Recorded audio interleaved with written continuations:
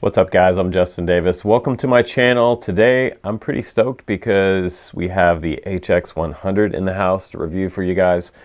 And I know a lot of you guys are going to ask me, well, which one should I get? Should I get the HX100 or should I get the new Emax Freestyle? Both are very good quads. This one is actually 5 grams lighter, so this one's a true X configuration, and this one's sort of a hybrid X on a new style frame with that white carbon fiber overlay.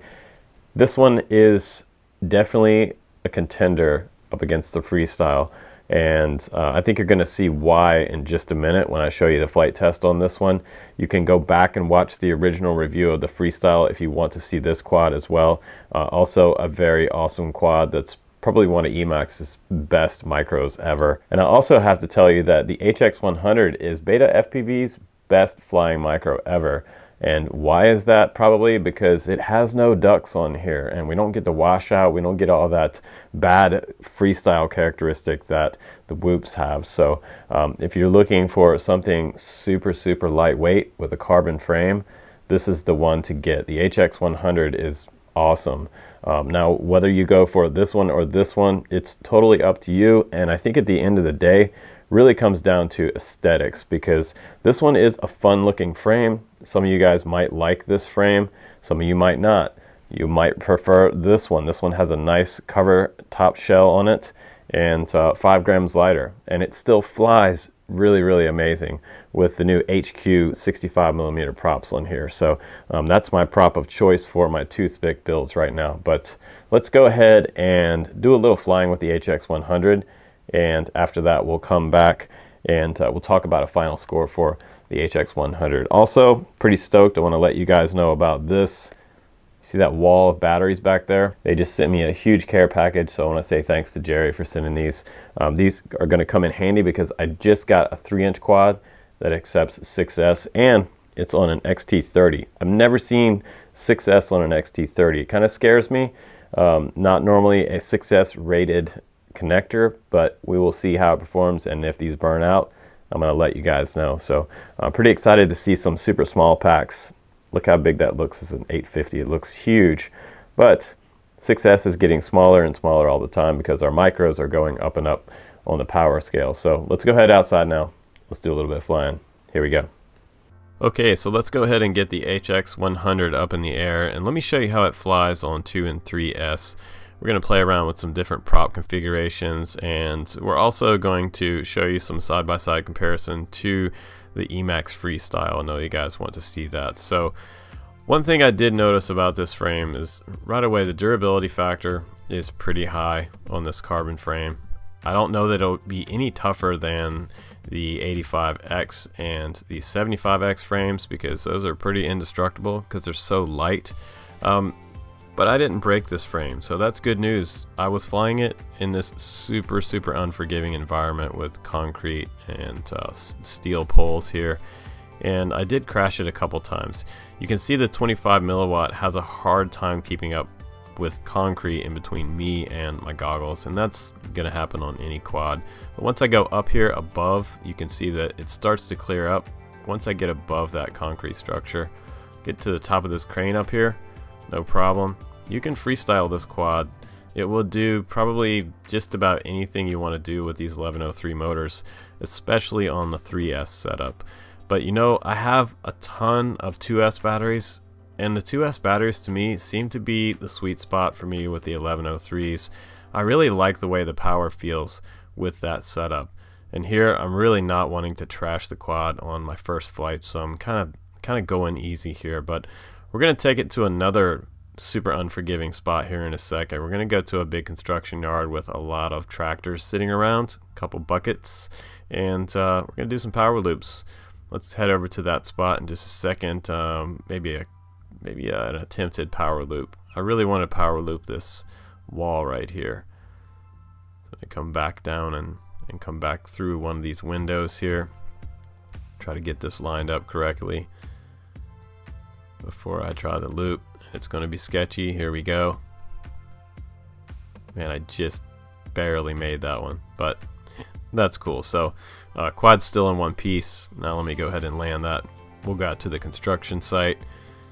Now here's where you can really trash a quad. There's two most dangerous places to fly your brand new quad. One would be any type of playground with metal poles to bang into, and yeah, big tractors, as my son calls diggers. These would be diggers, Dad.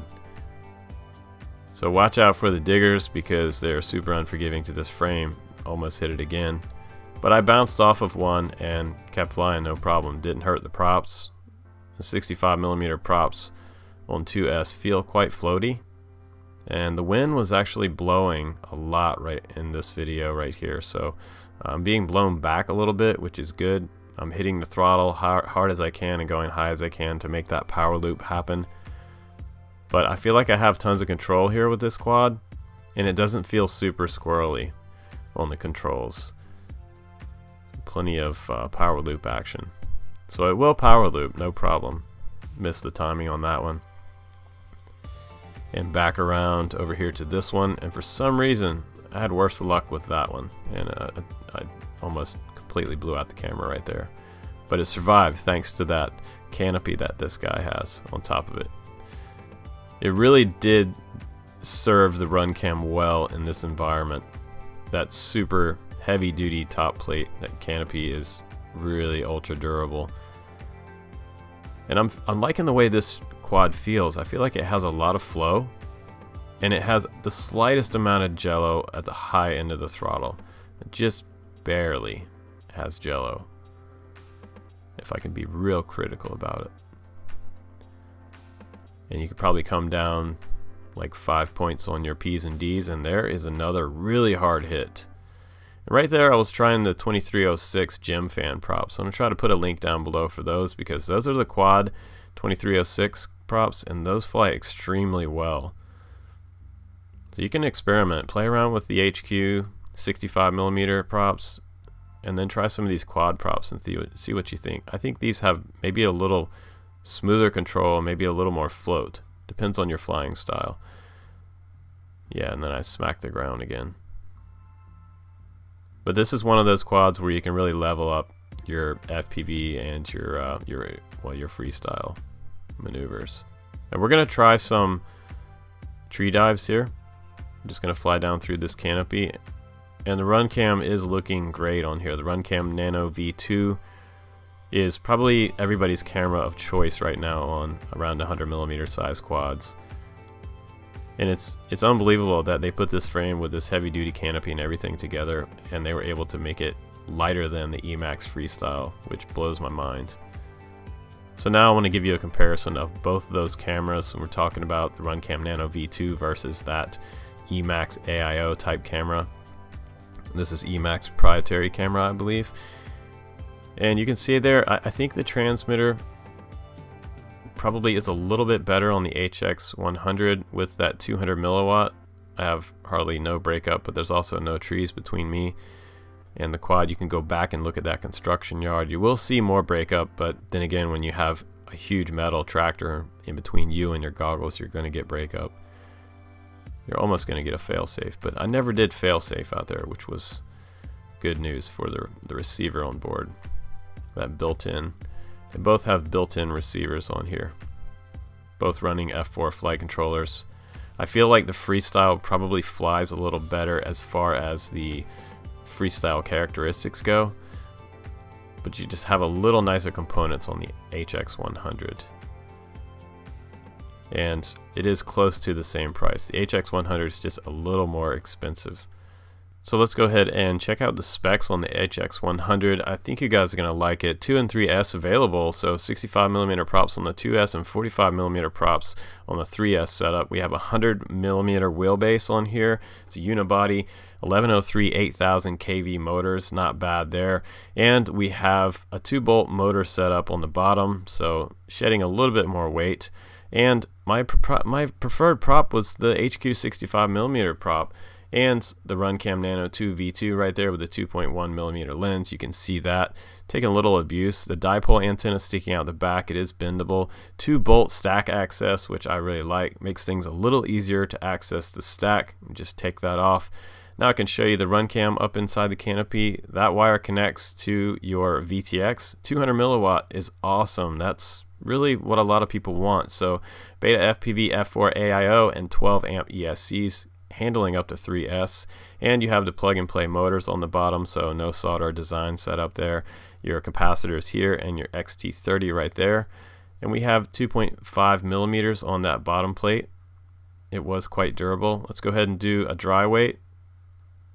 It's up to 47.4 grams, and with the 2S300, let's just put that on there and see what we get. And it's getting around a 4-minute flight time with that, which is not bad, 69.4 grams. And let's get a weight on the Emax Freestyle, coming in at 50.6 grams, and with those two 450 milliamp batteries, getting us heavier than the HX100, 77.2 grams. So again, my preferred prop is the 65 millimeter HQ prop. I just got a ton of those in. They're super stiff, and that 2S300 was my favorite battery. 3S is fun, but I really like the 2S battery. So some final thoughts is that this canopy is crazy durable, and the frame itself. The 65 millimeter props also serve me really well. Tons of float, not a whole lot of vibration with these because they don't flex as much. So the other thing is that this frame, it is quite durable. Someone told me that it's not, and I banged it into construction equipment and concrete. You can see there's not a lot of scratches on here. I like that it has the capacitor built in.